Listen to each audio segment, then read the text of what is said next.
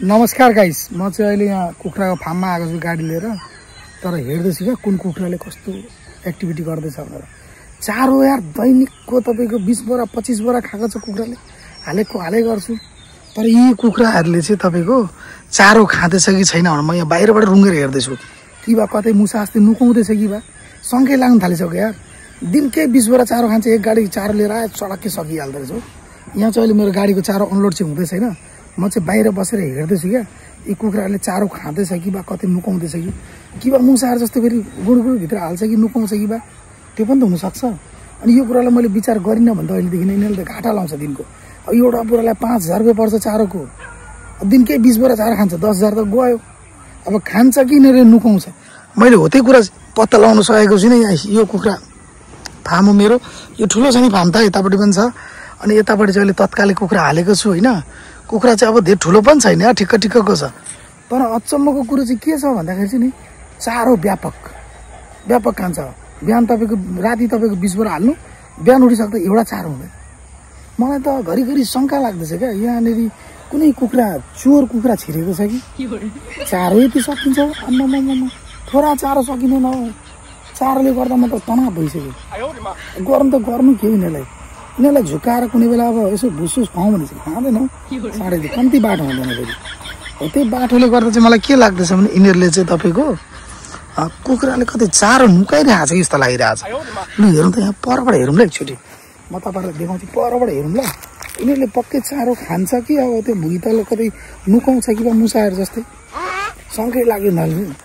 यहाँ नै गाइस, यहाँ नै मैले परबाट देखाउँछु ल तपाईँलाई, त्यही परबाट देखाउँछु ल। के बा कुनैले नुकाउँछ कि याद गरौँ है गाइस, याद गरौँ ल, याद गरौँ त गाइस।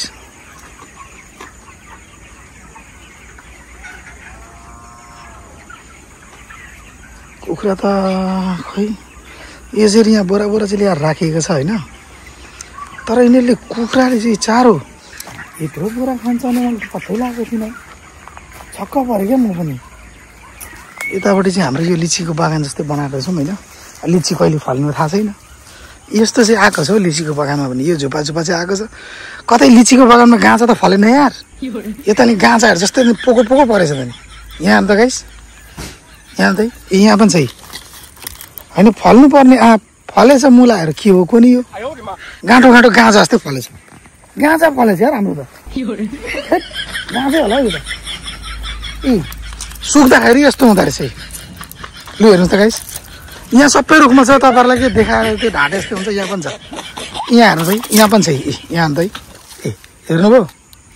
यो वास्तविकमा पोका भनेको चाहिँ के हो त? यो कतै गाँजा त होइन यार, घरिघरि शङ्कै लाग्छ हौ मलाई त। यहाँ पनि छ हौ गाइसी, हेर्नु त यहाँ पनि छ। यो पत्ताले गर्दा यहाँ त यस्तो यहाँ आपको बोटमा यो गाँठो परेछ। के हो यो चाहिँ? खै कुखुराले त ढाँटो यार, यो आपको रोगले पनि यसले पनि बिगार। अनि के गाइस यहाँ हेर्नु है, यहाँ यस्तो खाले बैगुन पनि छ है। हेर्दै बैगुन अन्त नसोच्नु नि फेरि। अब यहाँ हेर्नु त साइज हेर्नु त बैगुनको, ले हेर्नु अब बैगुन हो नि यो त होइन। यहाँ मात्रै हेर्नु, यता मुनि पनि छ, देखाउँछु ल। यहाँ मुनि पनि छ, यहाँ पनि छ। तर यो साइज चाहिँ हेर्नु त बैगुनको साइज के हो यो। बैगुन बारीमा चाहिँ भाउजूहरू लाउनु दिनु हुँदैन है, तिनीहरूले त नि झोल नहालिकन पकाउँछ बैगुन। झोल नहालिकन पकाउँछ बैगुन कि अनि अप्ठ्यारो हुन्छ। बैगुन फार्म यहाँ टन्नै छ, यता यहाँ पनि रहेछ, यहाँ पनि रहेछ। अन्त यहाँ नै साइज बैगुन चाहिँ। तर म चाहिँ नि यहाँनिर तपाईँको भाउजूहरू लाउनु दिन्न नि, तिनीहरूले टिपेर लान्छ यार, बिना पानीकै पकाइदिन्छ बैगुन। यसो पानी हालेर झोलझोल पकाउँदा त हुँदैन त। यहाँ यसरी बैगुन खेती छ। यहाँनिर आपको बोटमा मेरो गाँजा फलेको छ हो, गाँजै होला हौ त्यो, पक्कै जस्तो लाग्न थाल्यो। अब आपको बोटमा आँप फल्नु पर्ने, यत्रो डल्लो के फलेको नि। कुखुराले पनि तनाव दिएको छ। यहाँ चारो भैनकुरी खाएको छ, चारोको त आमामा कति हो खानु भनेको। अनि अब मेरो खेती भनेको गाइस यस्तै छ होइन। यो अम्बकको बिरुवा, यहाँ तपाईँको आँपको बिरुवा, यहाँ तपाईँको बैगुन, त्यहाँ तपाईँको सिमी, त्यस पछाडि फेरि लिचीको बोट, यस्तै यस्तै चाहिँ मैले बनाएको छु बनाउन चाहिँ। तर यार फाइदा चाहिँ भएको छैन, केही कुरा फाइदा छैन। बैगन लगायो, भाउजूहरू बारी छिरेर सबै टाकटुके सक्छ, कहिले काहीँ खानु आउनु पनि बोलाउँदैन। अनि अस्ति दाजुलाई सोधेको, खै तेरो भाउजूले बैगन त बनाउँछ तर पानी नहालिकन बनाउँछ, सुक्खा सुक्खा हुन्छ भन्छ। सुक्खा बैगन त के मजा होला, झोल रसिलो भए पनि मजा पनि आउँछ होइन त। तर यार यो एउटा वास्तविकमा भन्नु पर्दाखेरि चाहिँ यता पनि छ है मेरो यहाँ हेर्ने, यो रुखहरू पनि छ। तर वास्तविकमा भन्नु पर्दैन गाइस। तर गाइस यसपालि चाहिँ मलाई फाइदा हुन्छ जस्तो लागिरहेछ। आँपको बोटमा गाँजा फलेको छ, त्यसबाट फाइदा आउँछ। बैगन पनि ठुल्ठुलो फलेको छ, यो चाहिँ बजारमा लगेर बेच्दिन, लुकाएर बेच्छु प्याकिङ गरेर। अनि कुखुराले पनि अब तपाईँको जाँरो चाहिँ खान्छ टनाटन। कुखुरा त बढ्दैछ होइन, बढ्न चाहिँ फाइदा चाहिँ हुन्छ होला हौ गाइस। यसपालि त फाइदा हुन्छ किनभने आँप फलेको छैन।